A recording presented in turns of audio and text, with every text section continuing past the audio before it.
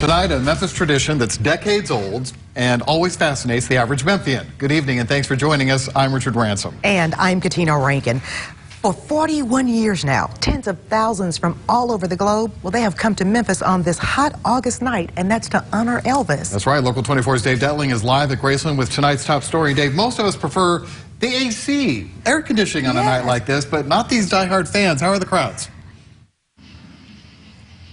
Hey there. Well, the crowds are a little smaller given this year, but that's because it's an off year. But you talked about the humidity. Things are cooling down a little bit. That's because we got a little bit of rain right now. But let me step out of the way, and you can see that procession right now. It is still underway, the Candlelight Vigil. People have their candles in their hand, and they are waiting to get inside the meditation garden, some for the first time.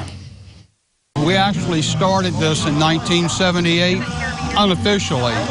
So we've been doing this from the very beginning. For 40 years, members of Elvis Country Fan Club have helped spread Elvis's eternal flame. Members include volunteers like Laura Carroll from Georgia. She helps light hundreds of candles that pass through Graceland's meditation garden during the annual Candlelight Vigil. It's very cool. So, you know, there are folks in our club that are older than me. There are folks that are younger than I am, and it just goes on and on and on. You know, it just is going to go on forever. It's never going to end. It's something that I dreamt since I'm 7 years old.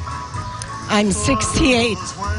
My first trip to see Elvis. Ann Boucher is making her first pilgrimage to what she calls a sacred site to honor the king of rock and roll. The person he was,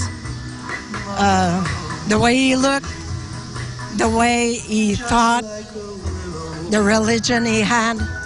It was really fantastic. For those who circle through the meditation garden, each person feels a little closer to the king. It's a way to feel that bond and that connection with Elvis. It's a lot for me now.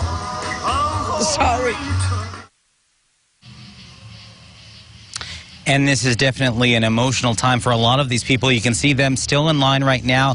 This is expected to go into the early morning hours to mark the 41st anniversary. Now, interestingly, there is a new feature inside the meditation garden. It is the tombstone of Elvis's mother, Gladys Presley. It was taken out of storage. It was last seen in 1977. It is on full display now. We're live at Graceland. Dave Detling, Local 24 News.